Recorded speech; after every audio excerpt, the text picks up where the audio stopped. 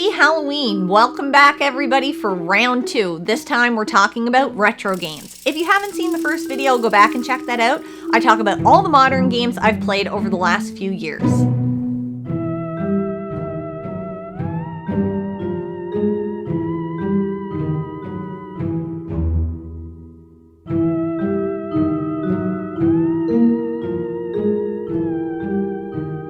So if you did happen to check out the last video, we talked about 7 modern games for Halloween. This time we're going to talk about 6 for a grand total of 13. The first one up is a game that I don't even have.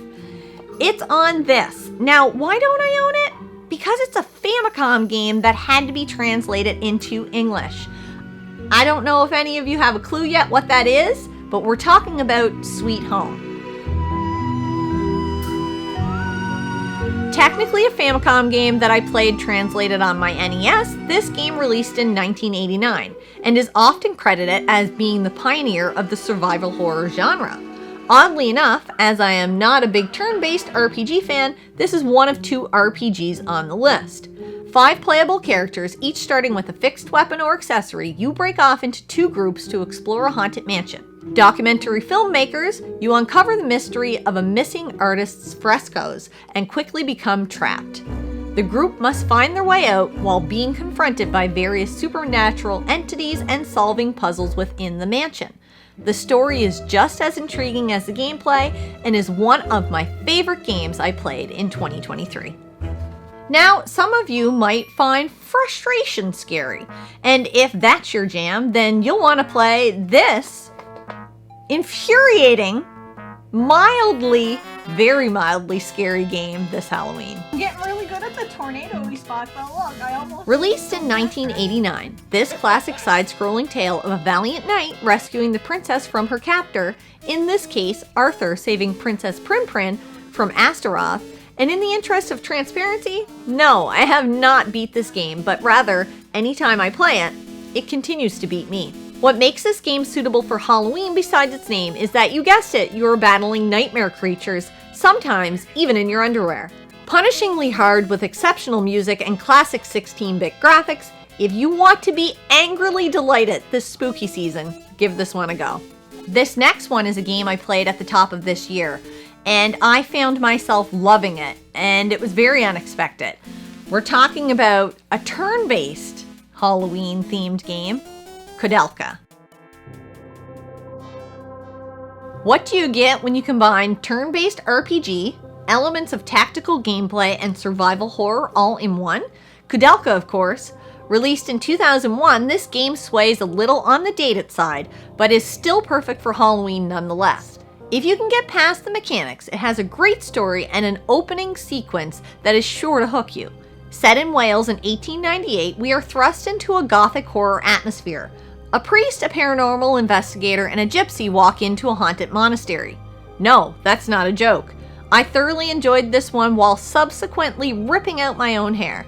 I received the bad ending, which gives a more interesting finish. Did I do it on purpose? I'll never tell. There's just some games that have legendary status, and this one is no exception.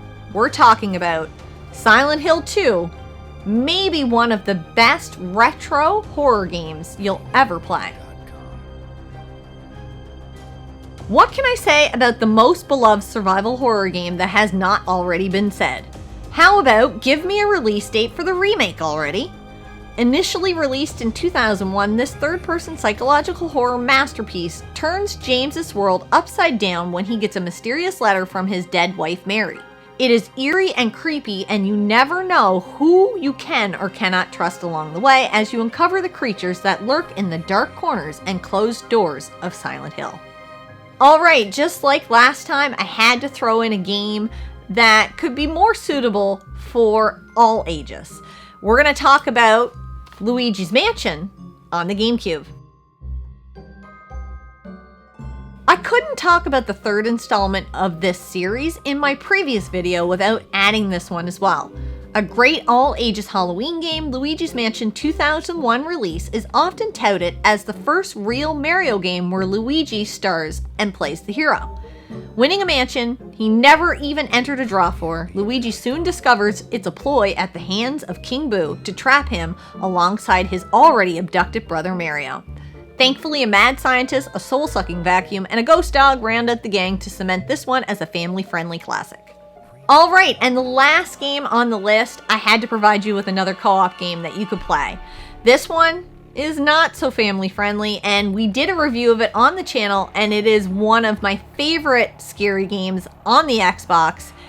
It is Obscure. This school's the worst!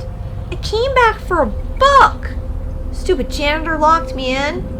Oh my god, I'm gonna be stuck here all weekend. I hope he gets attacked by, like, I don't know, students that have been experimented on by some crazy botanist type dude who wants to make them, like, live forever, but now they're, like, sensitive to sunlight or whatever. I don't know. Well, it's just, like, some obscure thought I had. But anyways, I'm gonna be so bored. Just like in the last video, I wanted to add a couch co-op option, except this one is very much not family friendly. A 2004 release best described as an often cheesy, certainly scary blast from the 90s, early 2000s past. A cast of characters straight from any horror movie of the era, it hit me directly in the spooky nostalgia feels. Trapped in your high school overnight, and that's when the creatures come out to play. Try to keep everyone alive while uncovering the mysterious track record of missing students. The fixed camera angles and single-screen multiplayer mayhem will pose a little challenge, but this one is definitely worth your time. Alright guys, that's a wrap on Halloween, and you have a little bit of time to get out there and play some scary games this year. Those are 13 games that I think almost anyone could enjoy, whether you're a novice gamer, an experienced gamer, a retro gamer, or a modern gamer. There's something for everyone in that list. Just play your games and have fun, and until next time, game on.